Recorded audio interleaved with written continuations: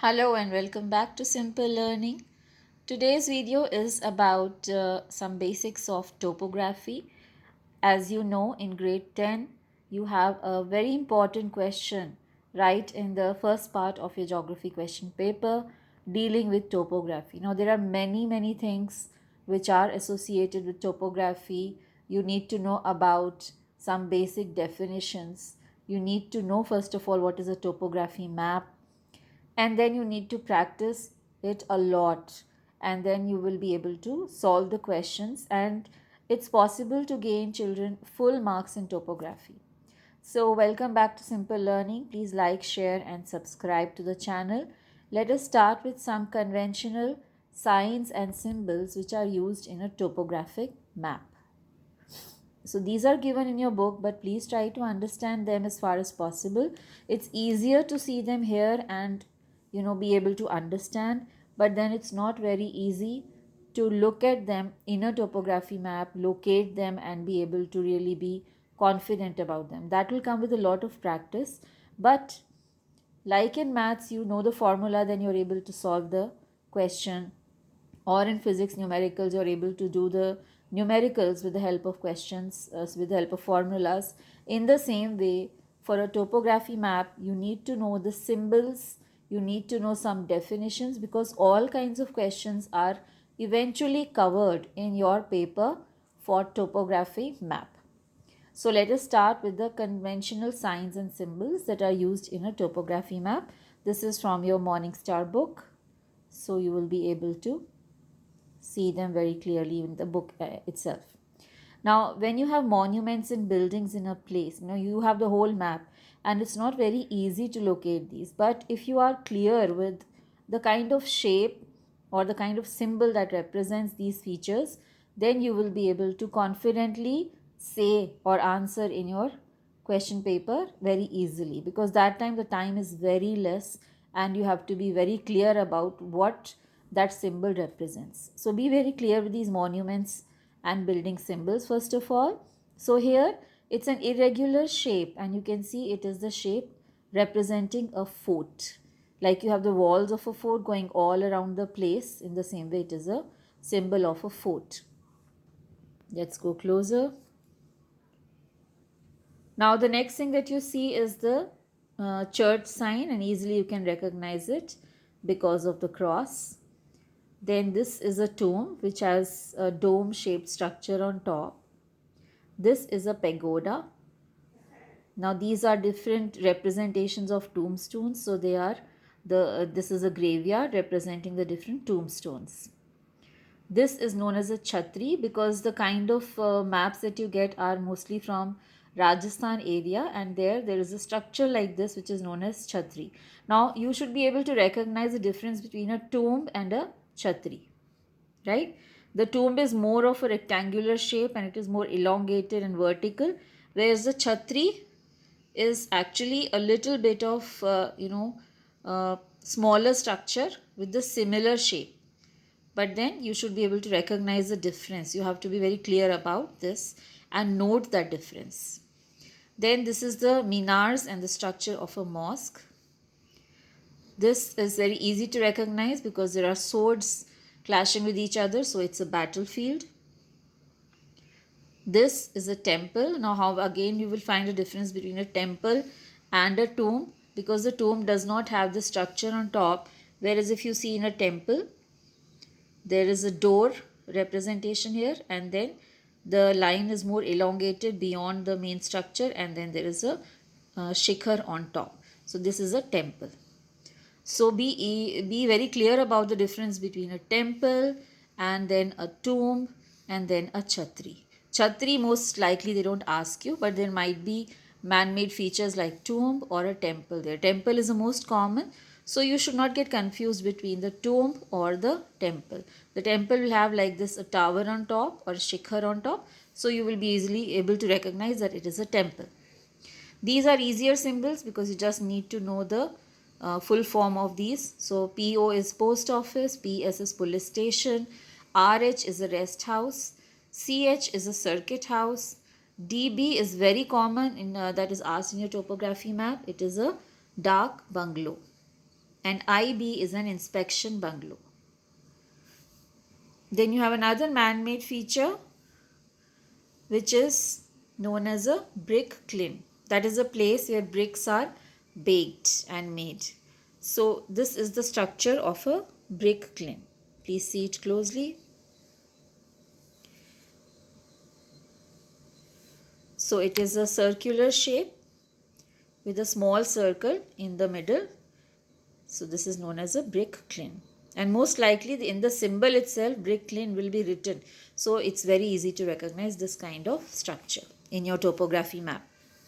Then you have different kinds of railway lines that are shown in the topography map.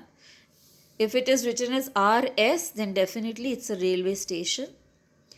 This kind of structure with a broad line and then black lines in between is a broad gauge railway. This you can see that there is a structure going like this, and please recognize the colors also, because you have roads also in double lines, but then there is a black double parallel line, and on top of it there is a stair like structure going. It's not a stair actually, it's a level crossing, the railway crossing. This represents the railway level crossing. Now here there is a cutting with a tunnel. So you can see two semicircles, and then in between there is a gap. So it is a cutting with a tunnel in between. Then there is a single gauge with distance stone. So 20 here represents the distance stone. So these are the different railway symbols that can be present in a topography map, but let me tell you the most likely ones that you get is RS. So you are easily able to recognize it's a railway station or a broad gauge railway or a level crossing. Most of the time you get these three, but that doesn't mean you don't do all others. You have to do others as well. Then let's come to the most common feature, which is definitely asked in your topography question. You are able to, you're asked to look at one area or one box in your topographic map, and then you are asked to see that how a person may travel from one place to another. So you have to see the symbol of different kinds of connections that a person may have from one place to another in a topography map. So here with a red line, please recognize the colors also. So if it's a black line with a red stair like structure, it is a level railway crossing. But if it is a parallel, if it is parallel lines, red colored lines, then it is a metalled road. Red colored parallel lines represents metalled road. Then you have, again here you see there is a 20 written here. So it is definitely a kilometer stone on that road. So you may have a plain metal road with no kilometer stone, or you may have a metal road with a kilometer stone. So what is the difference? The difference is if you get this kind of structure in the map and you are asked to say what kind of connection those two places have, or what kind of road is present in the map, then you will write metal road. But if you see this kind of structure with some number written there, mostly 20, 40 or something, then you will write it is a metal road with a kilometer stone. You have to recognize the difference, children, because you cannot just write it's a metal road. There is a kilometer stone there, so you have to definitely mention in your answer paper that it is a metal road with a kilometer stone. Now if you have broad dashes connecting each other and going from one place to another, then it is a packed track. It's a very small road which connects two places where you can walk by foot and go. Then if you have a single red line connecting two places, it is a cart track. That means not very big vehicles can go through it, but carts can pass through that road. So these are very common. These are very common: metal road with kilometer stone, pack track and cart track. You have to be very clear with the difference, and it is very commonly asked. I mean, it's compulsory that you know these, because one of the questions will be regarding the connection or the kind of road that a place has in a topography map. So you should be able to recognize these lines. First of all, they are red color, and with their different structure of these lines, you should be able to recognize if it is a pack track with dashes, or it is a single line, then it is a cart track. If it is a double parallel line with a number, then it is a metal road with kilometer stone. And if it is just a parallel line, two parallel lines, then it is just a metalled road. Then the next structure you will mostly see are the bridges in an area. So here you can easily recognize the structure of a bridge because it is shown here with some inverted brackets. It is a road with a bridge. Then here if you see, there is a blue colored dotted area in between, below that, and there is two parallel lines crossing through it. Then it is a bridge with piers. Piers means that there is support over the water, and then there is a bridge passing through that water body. So blue represents the water body, but here you are trying to recognize the bridge, not the water body. Then you have a causeway. Now here if you see, children, you will see that there is a water body and there are two lines passing through it. Now you know that two lines are representing a road. But if it is a narrow road which is passing over a water body, it is not a very broad road. It's just a small raised area over a water body just to cross over from one place to another, one side to another. Then it is known as a causeway. Causeway again is a common and sort of compulsory question that may be asked in the topography question for you to recognize. So please be able to recognize a causeway. Then the next symbol that you have is airport or air transport. So here you can see the symbol of an aeroplane in a circle. This is known as an aerodrome. And then if you see the airplane in a circle covered by this kind of dotted structure, then it is an airfield. Alright, moving on to the next one. What are the means of communication in an area? Definitely if you see this, you will be able to recognize that there is a lighthouse there. And then if you see dotted lines with bigger dots and smaller dots in between at regular intervals, then it is a telephone line or a telegraph line. So safe side, if you want to write in the paper or in an answer paper, you can write that it is a telegraph or telephone line passing through that area. Now again, telegraph and telephone line is very common in many areas. So they may ask you like what are the means of communication present in that area. So you may say that there is a telephone or telegraph line present in that area if you see this kind of black colored dotted line with bigger dots in between. That means there are connections and there is a telephone or telegraphic line passing through that area. Next, again, very commonly asked question is the kind of drainage pattern present in an area, which is shown in whatever topography map you will get for your exam. So you should be able to recognize the various drainage patterns. So if it is a blue colored line, it is a very thin blue colored line and tributaries coming from different areas and connecting to one stream, then it is a perennial stream. Now what is perennial? Perennial means that it has water throughout the year. If it is in black, now recognize the difference. It is the same thing. If it is in blue, there is a thin line coming from different directions and joining a stream. It is a perennial stream because it is blue. It has water all the year around. But if it is black, then it is a dry stream. That means the structure of stream is present, but the water is not there in that stream. So recognize the difference of colors. Blue means perennial stream, black means dry stream. Then you have a broad structure with blue dots in the middle.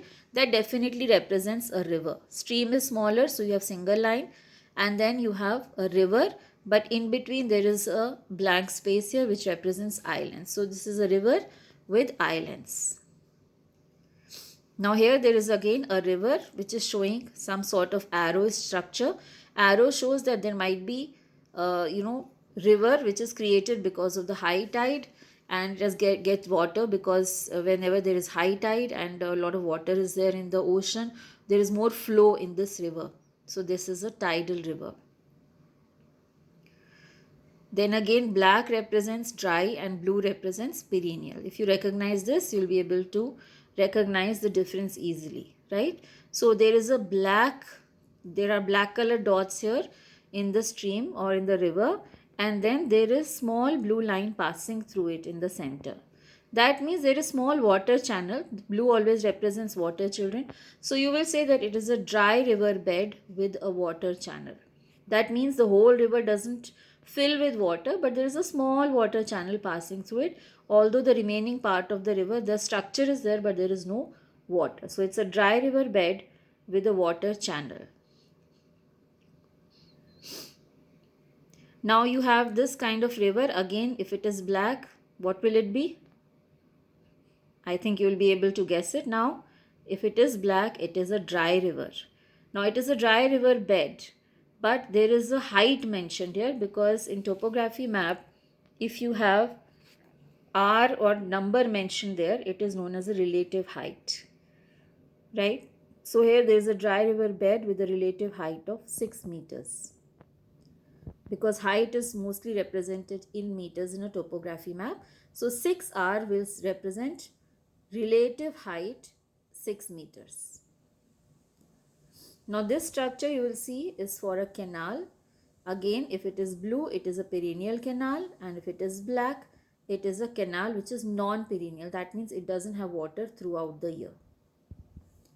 Then we have means of irrigation. Now here with the structure you are easily able to recognize that it represents a dam. So this is a red colored structure. It is a dam with masonry work. And there is a black color structure which is a dam with earthwork.